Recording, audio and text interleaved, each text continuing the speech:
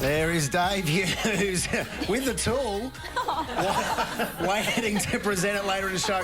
Wife Holly, of course, had a beautiful baby girl, Sadie, this morning. Now, please welcome to the show a man who's cemented himself in the Collingwood forward line. He's played in 2 grand finals. He's won 1. Chris Dawes, ladies and gentlemen. Welcome to the show, mate. Massive game last night. Carlton Collingwood at their G, over 80,000 people there. Let's check the scores, Sammy. Collingwood's performances that we're getting quite used to, just even all over the ground. But I guess a couple of outstanding performances at either end. There was Heath Shaw in defence, but best on ground was Jared Blair in attack. Finished with a really handy 5 goals. His story, Chris, is quite remarkable, as is yours. But if we can concentrate on his for a minute, he's played 12 games and in his 12th he played in a premiership. He is very short. He kind of defies logic for football. He's also doing very well. Currently leading the Coleman. Tell us a bit about this guy. Well, I suppose, yeah, as we've heard, it's a pretty remarkable story that he's been able to, in his 12th game, not only play in a premiership, but, you know, have a big contribution in that, and then to start the season how he has. These first 3 games, and especially last night with 5 goals, is pretty impressive, I think. It was a magnificent effort. Now, the game went live last night, Chris, which the punters absolutely loved. Channel 7 put off Better Homes and Gardens, and we're all very happy about a live coverage of the footy. But they did manage to sneak in a couple of Better Homes and Gardens ads. I wasn't sure about their placement, to be honest with you. Wallingham taken to ground. Blair does brilliant. Better Homes and Gardens. Really, just a little bit blatant, I thought there. They could have been a little more subtle. Yeah, I think so. One of the showcase moments of the 7 coverage last night, and I think for everyone watching, was the big moment. Collingwood really played it down, didn't go over the top, but when they unfurled their premiership flag from last year, they held it off for a couple of weeks, wanted it to be at the MCG, wanted to be playing against Carlton. Very nice touch, I might say, there on a serious note, to have Simon Prestigiacomo, who was an emergency for the first grand final. And Sam, sorry to interrupt. Presti is still on the roof if someone can go and get him down as well. And that flag was stolen before half-time. Very nice touch having him there. Chris, interesting that you guys were nowhere to be seen at that point. This celebration was not for you, it seems, it was for the fans. Why weren't you out there and enjoying that moment? Well, I think you're spot on. It was for the fans and the supporters who it meant so much to, that we were able to do that, especially after, you know, a 20-year drought. And for us, it wouldn't have made sense for us to be getting carried away in the celebrations of something that happened last year. We had to be preparing for the game. Were you given that option as a group? No, I don't think we were, but that said, we wouldn't have taken it anyway, because we knew we had to play well enough to beat Carlton last night. Hey, Dawes, I want to ask you about your frame. You are a massive, massive man, and before you were drafted, I mean that seriously. Thanks a lot, mate. How do you think that makes me feel? Unbelievable. There was a school of thought prior to you being drafted that maybe the bigger frame players like yourself were going to be edged out of the game. You needed more athletic types, and then you did your knee, which probably meant you slipped down to pick 28 in the draft. Was that a question mark over you before you started playing? I don't know. Well, going into the draft, I thought I'd get rookied at best, and then once I did my knee, I thought, oh, look, probably won't get picked up this year, and I was going to have to, you know, get on a VFL list and work my way back in that way. But I think that was just because I wasn't, you know, that complete a footballer, and I never thought about my frame being the issue there. But, you know, it makes sense. I'm not super quick, and, you know, you need that speed in the modern game, I think. Yeah, Chris, if at any point tonight you're uncomfortable with Das flirting with you, just let us know. Carlton, you had the flag, but Carlton, I think, also had an interesting lead-in to the match, and they exceeded the expectations, I think, of many. But have a look at this vision that we saw. This is a motivator that Luke Darcy will recognise, because he was at the Bulldogs until very recently. I gather he's a boxing coach by the name of Tim Smith.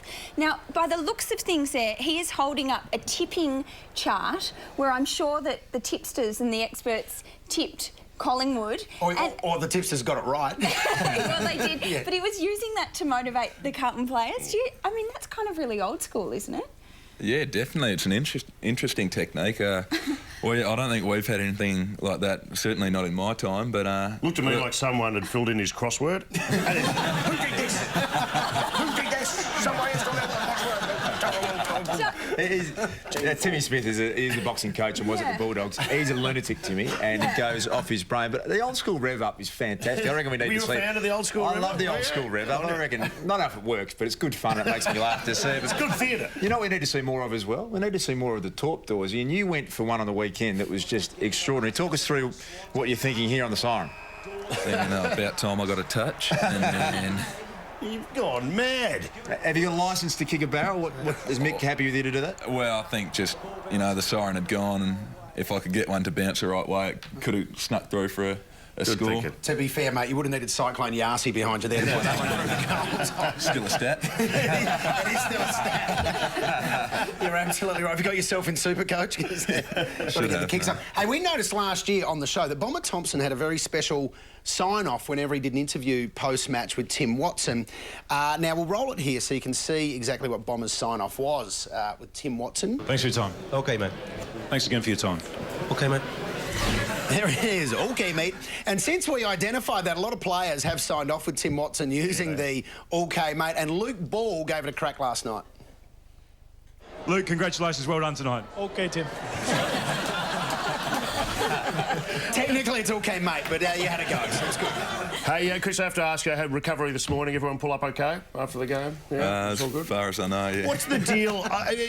Obviously, you're allowed to do what you like in terms of transport because we've got a picture of one of your boys, the big fella here, Clokey, who's leaving recovery. He's on a motorbike and disappearing. That's cool. There he's leaving, and I wonder where he's going after that, don't you, when you see him departing from the ground? Oh, there he is.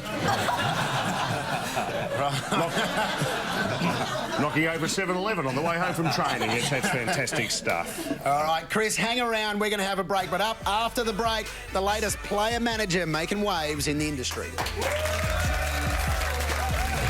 Chris Dawes from the Collingwood Football Club. Still in the studio with us now. Chris, you are one of the 50 finalists in Cleo's 50 most eligible bachelors this year. There you are, just a lazy Sunday morning. They caught you unawares there, didn't they? How's it going for you? Are you getting a few votes? Have you got the publicity machine working overtime? No idea, no. Look, I haven't been too active on the campaign trail. Right, okay. You should talk it up. You should talk it up. We speak to Harry O'Brien on Mix FM each week. He gives you a plug every week, encouraging people to vote for you. I think he's just trying to deflect from the fact he was on TV in a tutu. Right, okay. Well, I know for a fact a lot of people have been voting for you, a lot of the Collingwood faithful, but I think they're having some issues spelling your name. Because if we go to the voting chat, we actually got in touch with Cleo. Here are the votes. You've received from the Collingwood fans, Chris Dawes, 2,197. But then also Chris Paws, 1,245.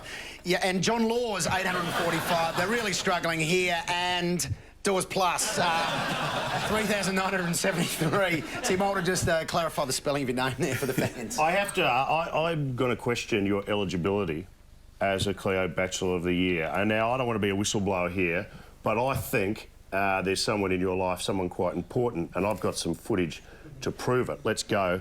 Here, in my book, that's spoken for. Look at this, and just when you think it's hello, what the... By the way, could I get the number of that trainer off you at some stage? Is there anything you'd like to add to that? I think that speaks for itself. Deny, Chris. Deny. There's more to your life, clearly, than Cleo and glossy magazines. In fact, you're studying law, and I was interested in a pre-match interview that Mick Malthouse did last night when he spoke about you early days at the club, and you joined, I think, at the end of 2006, and he said that you probably overanalyse things a little bit much.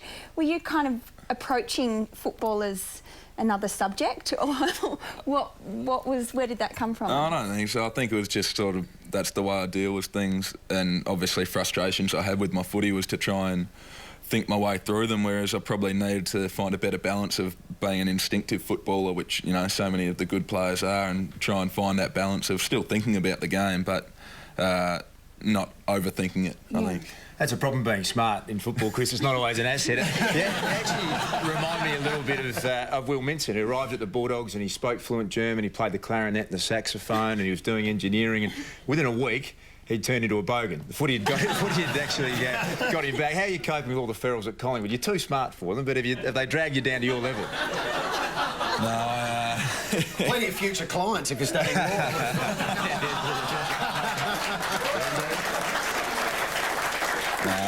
You wouldn't have much in common with a few of the boys, let's be honest.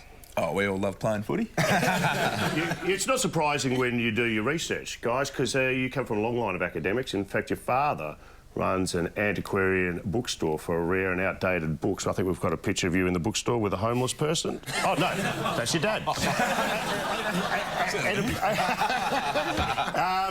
Yeah, so do you go when you're sick of your teammates and you don't want to catch up with them? Do you just go and hang out in the bookshop? Is that the way? What do you do down there? That was the first and only time I think I've been into Dad's shop there. I did go in and have a look around. There's some fantastic books on offer. These are, as I said, very old and very rare, but I've managed to snaffle a couple. This is from about the 1800s. Have a look there. It's Mick Malthouse, The Happy Years. Very bad. And here's one I liked, a bit of dust floating around just for verification. Oh, I'd have a look at this. This is one of my favourites, The Many Hairstyles of Kevin Bartlett. Very thick indeed. So there's lots of fine reading down there. It's about 800 pages worth there. Yeah. Chris, thank you very much for coming in. Pies are travelling beautifully. All the best for the rest of the season. And I hope your form keeps up. Very, very well. Hang around, folks. Brisbane coach Michael Voss after the break.